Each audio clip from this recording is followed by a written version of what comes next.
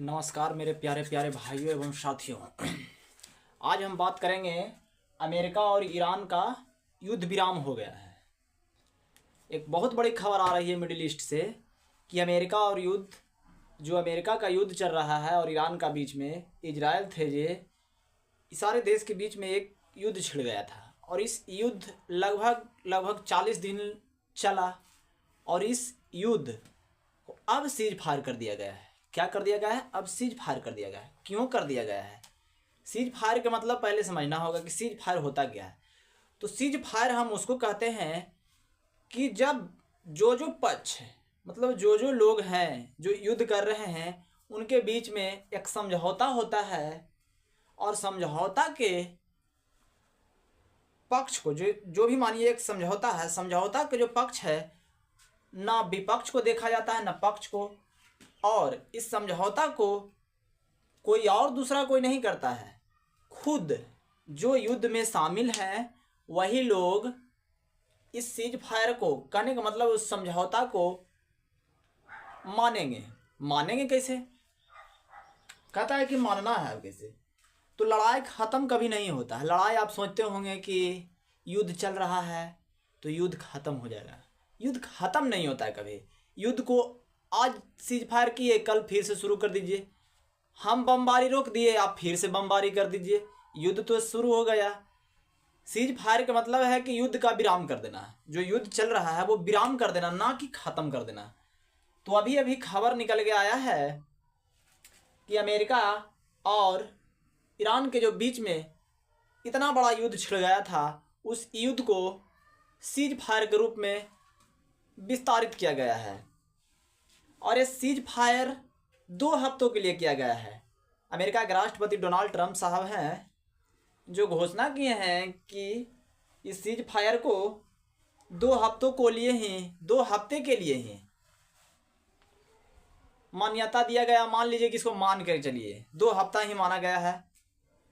तो इस मान्यता को अब हम जानेंगे कि इससे हमारा देश भारत पे क्या प्रभाव पड़ेगा, क्या फ़ायदा है। तो देखिए, एक सबसे बड़ा पूरा विश्व में आ रहा था इसकी लड़ाई।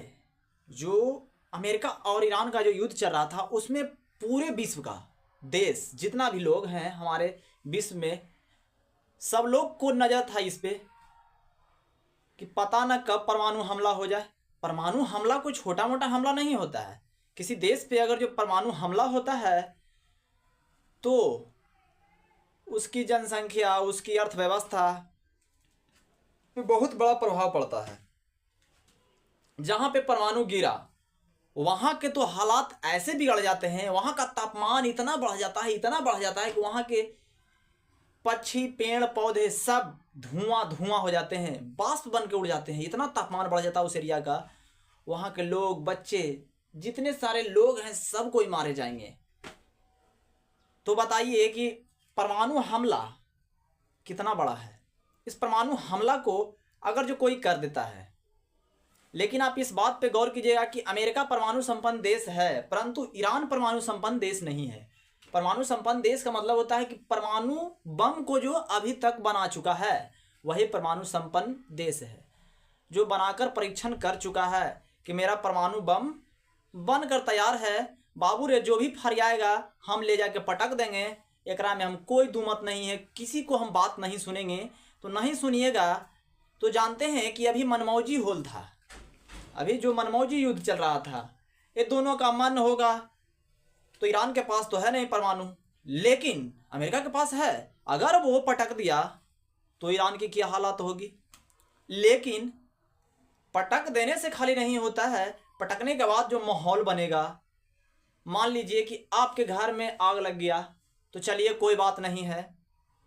लेकिन अगर जो आपके घर के आसपास 3-4 गो घर और है उसमें भी आग लग गया, चलिए कोई बात नहीं है। लेकिन अगर जो पूरे गांव में ही आग लग जाए तो बताइए कोई बात नहीं है, आप भी उस गांव के तो सदस्य हैं। तो इसलिए पहले युद्ध होता है, युद्ध से 2 देश के बीच आया, 2 से 4 हुआ, 4 से 8 हुआ, 8 से हो सकता है पूरे विश्व में ये आग लग जाए। हम आपको सहायता किए, वो उसको सहायता कर दिया, गुट में बंट गया और विश्व युद्ध का रूप ले लिया। लेकिन चलिए कि जो ऊपर वाला का मर्जी रहता है वही होता है। कुछ कुछ मान के चलिए कि कम से कम इतना तो है ना कि अभी सीज फायर कर दिया गया है, और सीज फायर 2 हफ्ता के लिए ही किया गया है। तो ये खबर निकल कर आ रहा है, क्या है नहीं है ये ट्रम्प साहब जाने। ट्रम्प साहब कब गोसिया जाएंगे जो कोई नहीं जानता है। और ईरान के भी लोग बहुत बहादुर हैं। ऐसा बात नहीं है कि हम ट्रम्प साहब की करें। आपके पास टेक्नोलॉजी है या तो आपके पास हथियार है, तो क्या किसी को आप मार दीजिएगा? नहीं।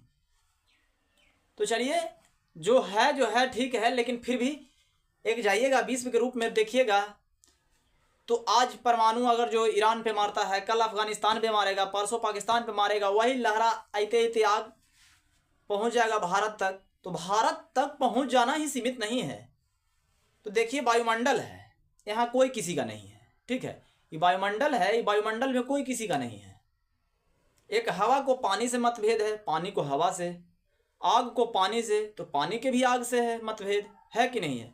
तो इसीलिए इस वायुमंडल में आप परमाणु हथियार चला तो दिए, इससे फर्क कितना पड़ा उस देश का, जहाँ का जो वातावरण था उसको कितना गंदा कर दिया। 3000 डिग्री सेल्सियस बढ़ जाता है तापमान। बताइए, ऐसे ऐसे कारनामा से अच्छी बात नहीं है, लेकिन फिर भी चलिए जो होता है अच्छे के लिए होता है। हम लोग कब तक बचते हैं? हम सब भी अपना आशा लगाए हुए हैं कि चलिए ठीक ठाक हमारी देश की कम से कम, तो हम लोग किसी के पक्ष में नहीं जाएंगे। हमारा भारत देश जो हमारे देश के लिए सही वो सब के लिए सही। तो हमारा भारत के लिए ईरान भी ठीक है, इजराइल भी ठीक है, रूस भी ठीक है। तो जो मेरे लिए खड़ा रहेंगे हम उनके लिए खड़ा हैं, ठीक है। तो इतना ही कोशिश करेंगे कि युद्ध ना हो, और किसी को कहने या ना कहने से दूसरे देश वाला कोई फ़र्क नहीं पड़ता है। लेकिन इतना तो फ़र्क पड़ता है, अगर आप उसकी बुराई कर रहे हैं तो इससे ज़रूर फ़र्क पड़ेगा कि पूरी दुनिया में आपके थू-थू हो जाएगा। तो इस युद्ध के बारे में हम लोग यही जाने कि सीज फायर हो गया है, और युद्ध किस लिए हो रहा था ये आप लोग को अगले वीडियो में बताया जाएगा। धन्यवाद। जय हिंद।